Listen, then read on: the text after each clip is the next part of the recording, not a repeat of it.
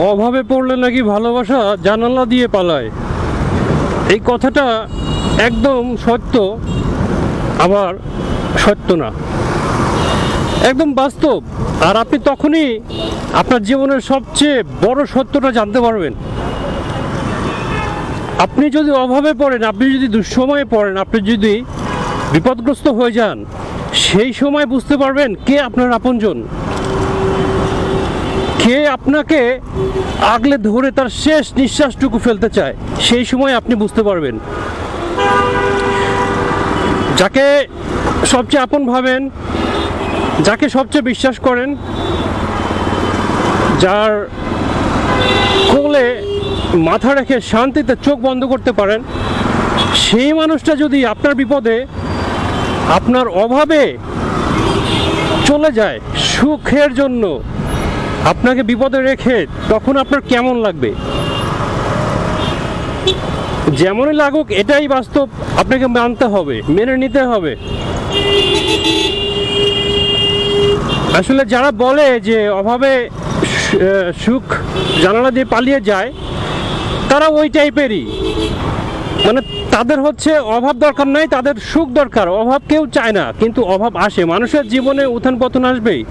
সমুদ্র থাকবে অথচ সমুদ্রের ঢেউ থাকবে না, এটা কোনোদিন সম্ভব? কোনোদিন হয়েছে? হবে? হয় না তো।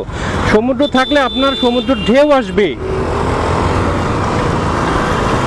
তো এটাই বাস্তব। জীবন এত সোজা না যে সরল রেখায় চলে।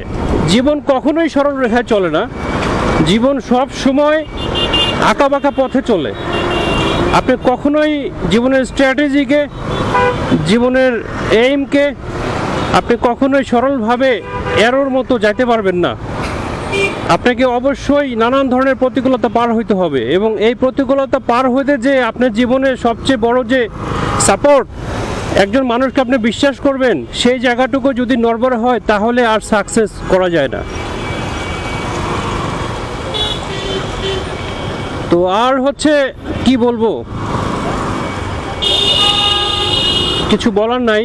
জীবন অনেক হতাশার, জীবন অনেক সুখের, জীবন অনেক আশার আলোর, জীবন অনেক দুঃখের। এই জীবন নিয়ে ভাবনা চিন্তা মানুষের কোনো শেষ নাই। আমাদের জীবন কত দিনের আমরা তো কেউ জানি না। কেউ তো টার্গেট নিয়ে বলতেও পারবো না যে 100 ইয়ার্স, 100 বছর, 80 বছর, 90 বছর, কেউ জানি না। 10 সেকেন্ড পরে কি হবে সেটা বলতে পারবো না।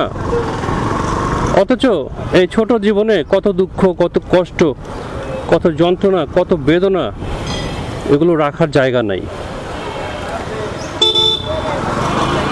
আমাদের বেশিরভাগ মানুষ আমরা আশায় বাঁচি। খারাপ মানুষ, ভালো মানুষ, সব মানুষেরই আশায় বাঁচতে হয়। কারণ আমরা আশা দেখতে ভালোবাসি, আমরা স্বপ্ন দেখতে ভালোবাসি, কল্পনা করতে ভালোবাসি।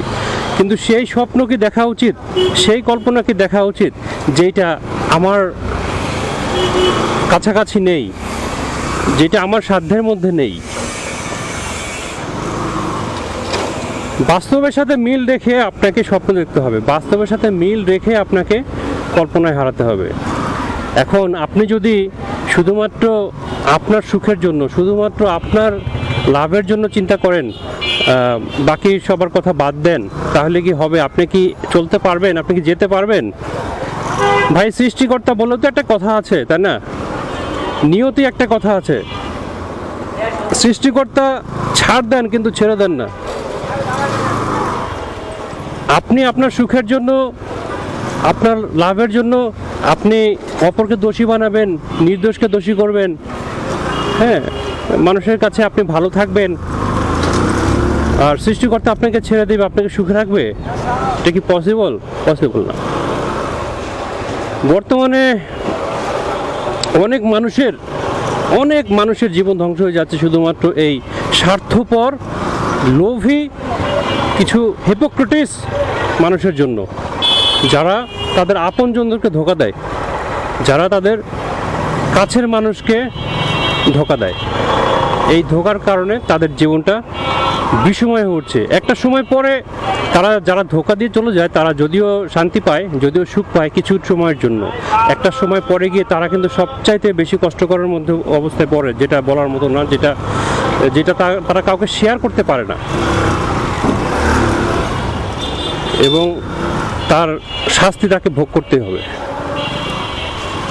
ভালো থাকেন, সুস্থ থাকেন, আর সৎ থাকেন। আল্লাহ হাফেজ।